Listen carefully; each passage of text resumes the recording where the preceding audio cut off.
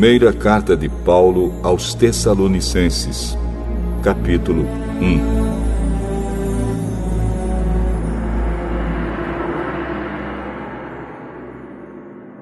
Eu, Paulo, e Silas e Timóteo, escrevemos esta carta aos irmãos da igreja da cidade de Tessalônica, a vocês que estão unidos com Deus, o Pai, e com o Senhor Jesus Cristo. Que a graça e a paz estejam com vocês. Nas nossas orações, sempre damos graças a Deus por todos vocês, e nunca deixamos de pedir em favor de vocês. Pois lembramos, na presença do nosso Deus e Pai, como vocês puseram em prática a sua fé, como o amor de vocês os fez trabalhar tanto, e como é firme a esperança que vocês têm no nosso Senhor Jesus Cristo. Irmãos, sabemos que Deus os ama e os escolheu para serem dele. Pois temos anunciado o Evangelho a vocês, não somente com palavras, mas também com poder, com o Espírito Santo. E com a certeza de que esta mensagem é a verdade. Vocês sabem de que maneira nos comportamos no meio de vocês, para o próprio bem de vocês. E vocês seguiram o nosso exemplo e o exemplo do Senhor Jesus. Embora tenham sofrido muito, vocês receberam a mensagem com aquela alegria que vem do Espírito Santo. Desse modo, vocês se tornaram um exemplo para todos os cristãos das províncias da Macedônia e da Acaia. Pois a mensagem a respeito do Senhor partiu de vocês e se espalhou pela Macedônia e pela Acaia. E as notícias sobre a fé que vocês têm em Deus chegaram a todos os lugares.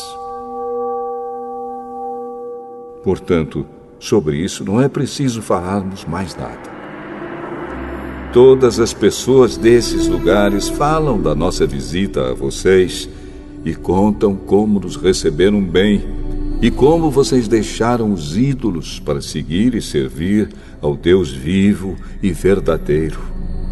Elas contam também como vocês estão esperando que Jesus, o Filho de Deus, a quem Deus ressuscitou, volte do céu. Esse Jesus que nos salva do castigo divino que está para vir.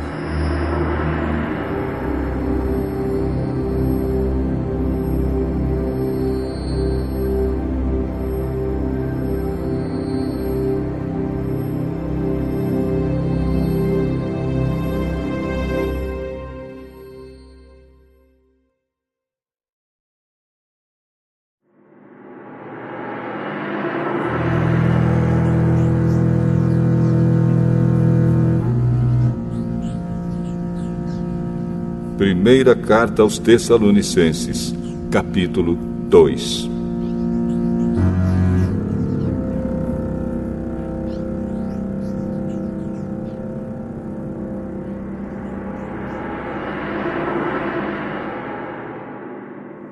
Vocês sabem muito bem, irmãos, que a nossa visita não ficou sem proveito. Sabem também como fomos maltratados e insultados na cidade de Filipos, antes de chegarmos aí em Tessalônica. Fomos muito combatidos, mas o nosso Deus nos deu coragem para anunciar a vocês a boa notícia que vem dele. Aquilo que anunciamos a vocês não se baseia em erros ou em má intenção, e também não tentamos enganar ninguém. Pelo contrário, sempre falamos como Deus quer que falemos, porque Ele nos aprovou e nos deu a tarefa de anunciar o Evangelho. Não queremos agradar as pessoas, mas a Deus, que põe à prova as nossas intenções. Pois vocês sabem muito bem que não usamos palavras bonitas para enganar vocês, nem procuramos tapear vocês para conseguir dinheiro. Deus é testemunha disso. Nunca procuramos elogios de ninguém, nem de vocês, nem de outros. No entanto, tínhamos o direito de exigir de vocês alguma coisa, por sermos apóstolos de Cristo. Mas, quando estivemos com vocês, nós fomos como crianças, fomos como uma mãe ao cuidar dos seus filhos. Nós os amávamos tanto que gostaríamos de ter dado a vocês não somente a boa notícia que vem de Deus, mas até mesmo a nossa própria vida. Como nós os amávamos. Irmãos, vocês com certeza lembram de como trabalhamos e lutamos para ganhar o nosso sustento. Trabalhávamos de dia e de noite a fim de não sermos uma carga para vocês, enquanto anunciávamos a vocês a boa notícia que vem de Deus. Vocês são nossas testemunhas, e Deus também, de que o nosso comportamento entre vocês que creram foi limpo, correto e sem nenhuma falha. Vocês sabem que tratamos cada um como um pai trata os seus filhos. Nós os animamos e aconselhamos para que vocês vivessem de uma maneira que agrade a Deus, que os chama para terem parte no seu reino e na sua glória. E existe outra razão pela qual sempre damos graças a Deus. Quando levamos a vocês a mensagem de Deus, vocês a ouviram e aceitaram. Não a aceitaram como uma mensagem que vem de pessoas, mas como a mensagem que vem de Deus, o que de fato ela é. Pois Deus está agindo em vocês, os que creem. Meus irmãos, o que aconteceu com vocês já havia acontecido também com as igrejas de Deus na Judéia, com o povo dali que pertence a Cristo Jesus. Vocês foram perseguidos pelos seus próprios patrícios, do mesmo modo que os cristãos da Judéia foram perseguidos pelos judeus. Foram os judeus que mataram o Senhor Jesus e os profetas e também nos perseguiram. Eles desagradam a Deus e são inimigos de todos. Tentam até nos impedir de anunciarmos a mensagem de salvação aos não-judeus. Com isso, eles completam o total dos pecados que eles têm cometido.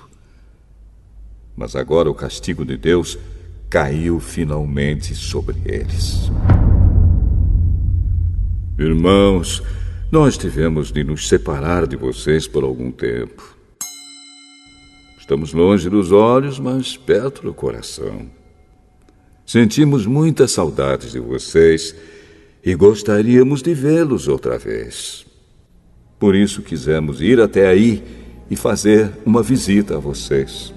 Pelo menos eu, Paulo, quis fazer isso mais uma vez, mas Satanás não nos deixou. Afinal, quando nosso Senhor Jesus vier, vocês e ninguém mais são de modo todo especial a nossa esperança, a nossa alegria e o nosso motivo de satisfação diante dele pela nossa vitória. Sim, vocês são o nosso orgulho e a nossa alegria.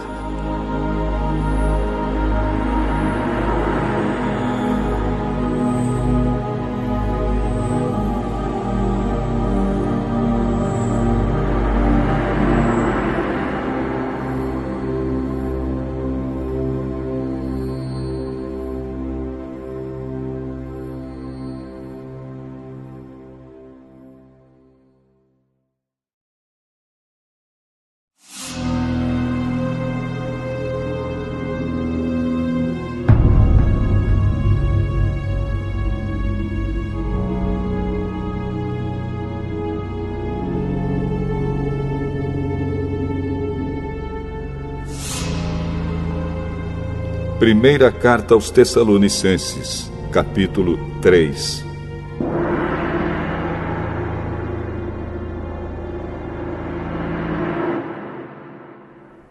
Então não pudemos aguentar mais sem ter notícias de vocês. Por isso, Silas e eu resolvemos ficar sozinhos em Atenas e enviar a vocês o nosso irmão Timóteo. Ele tem trabalhado conosco no serviço de Deus, anunciando o Evangelho de Cristo. Nós o enviamos para animar e ajudar vocês na fé, a fim de que ninguém fique desanimado por causa das perseguições. Vocês mesmos sabem muito bem que elas fazem parte daquilo que Deus quer para nós. Pois quando estávamos com vocês, nós os avisamos que íamos ser perseguidos. E como vocês sabem, isso aconteceu mesmo. Por isso não pude aguentar mais sem ter notícias de vocês e enviei Timóteo para saber como vai a fé que vocês têm. É que eu tinha medo de que o diabo os tivesse tentado de tal modo que todo o nosso trabalho tivesse ficado inútil. Agora Timóteo já voltou daí de Tessalônica e nos trouxe boas notícias a respeito da fé que vocês têm em Deus e do amor que vocês têm uns pelos outros. Ele nos contou que vocês sempre lembram de nós com carinho e que têm tanta vontade de nos ver como nós temos de ver vocês. Assim, irmãos, em todas as nossas dificuldades e sofrimentos, o que nos animou foi a fé que vocês têm. Agora nós nos sentimos com mais vida, porque sabemos que vocês continuam a viver firmes por estarem unidos com o Senhor. E assim podemos dar graças a Deus por vocês. Agradecemos a alegria que temos diante do nosso Deus por causa de vocês. Dia e noite pedimos a Ele de todo o coração que nos deixe ir vê-los pessoalmente para podermos completar o que ainda falta na fé que vocês têm. Que o próprio Deus, o nosso Pai e o nosso Senhor Jesus preparem o nosso caminho para podermos ir visitar vocês. Que o Senhor faça com que cresça cada vez mais o amor que vocês têm uns pelos outros e por todas as pessoas, e que esse amor se torne igual ao nosso amor por vocês. Desse modo, Deus dará força ao coração de vocês, e vocês serão completamente dedicados a Ele, e estarão sem culpa na presença do nosso Deus e Pai, quando nosso Senhor Jesus vier com todos os que são dele. Amém.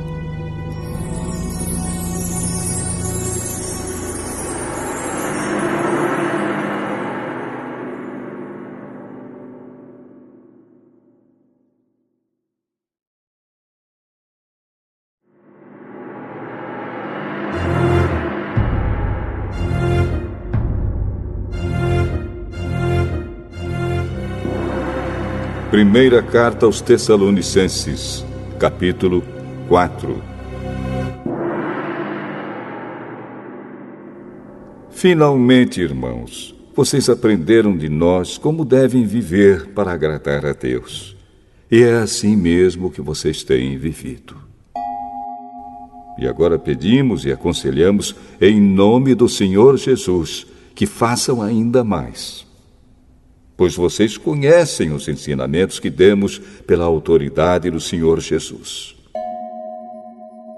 O que Deus quer de vocês é isto: que sejam completamente dedicados a Ele e que fiquem livres da imoralidade. Que cada um saiba viver com a sua esposa de um modo que agrade a Deus, com todo respeito, e não com paixões sexuais baixas, como fazem os incrédulos que não conhecem a Deus. Nesse assunto, que ninguém prejudique o seu irmão, nem desrespeite os seus direitos. Pois, como nós já dissemos e avisamos a vocês, o Senhor castigará duramente os que fazem essas coisas. Deus não nos chamou para vivermos na imoralidade, mas para sermos completamente dedicados a Ele. Portanto, quem rejeita esse ensinamento não está rejeitando um ser humano, mas a Deus, que dá a vocês o seu Espírito Santo. Não há necessidade de lhes escrever a respeito do amor pelos irmãos na fé, pois o próprio Deus lhes ensinou que vocês devem amar uns aos outros. Pois é esse amor que vocês têm mostrado a todos os irmãos que vivem em toda a província da Macedônia. Portanto, meus irmãos, pedimos que façam ainda mais. Procurem viver em paz, tratem dos seus próprios assuntos e vivam do seu próprio trabalho, como já dissemos antes. Assim, aqueles que não são cristãos os respeitarão, e vocês não precisarão viver às custas de ninguém. Irmãos, queremos que vocês saibam a verdade a respeito dos que já morreram, para que não fiquem tristes como ficam aqueles que não têm esperança. Nós cremos que Jesus morreu e ressuscitou. E assim cremos também que depois que Jesus vier, Deus o levará de volta, e junto com ele levará os que morreram crendo nele. De acordo com o ensinamento do Senhor, afirmamos a vocês o seguinte: nós, os que estivermos vivos no dia da vinda do Senhor, não iremos antes daqueles que já morreram. Porque haverá o grito de comando, e a voz do arcanjo, e o som da trombeta de Deus, e então o próprio Senhor descerá do céu. Aqueles que morreram crendo em Cristo ressuscitarão primeiro. Então nós, os que estivermos vivos, seremos levados nas nuvens, junto com eles, para nos encontrarmos com o Senhor no ar. E assim ficaremos para sempre com o Senhor. Portanto, animem uns aos outros com essas palavras.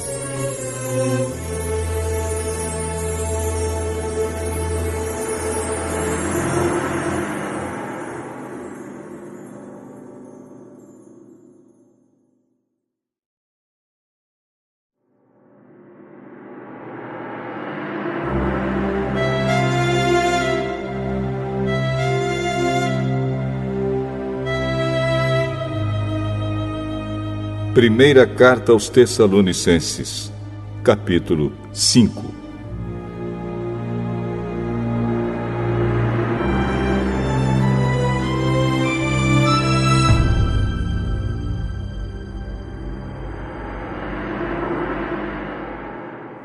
Irmãos, vocês não precisam que eu lhes escreva a respeito de quando e como essas coisas vão acontecer.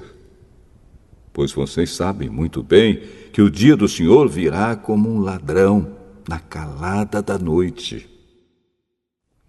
Quando as pessoas começarem a dizer, tudo está calmo e seguro, então é que, de repente, a destruição cairá sobre elas. As pessoas não poderão escapar, pois será como uma mulher que está sentindo as dores de parto. Mas vocês, irmãos, não estão na escuridão, e o dia do Senhor não deverá pegá-los como um ladrão que ataca de surpresa. Todos vocês são da luz e do dia. Nós não somos da noite nem da escuridão. Por isso não vamos ficar dormindo como os outros, mas vamos estar acordados e em nosso perfeito juízo.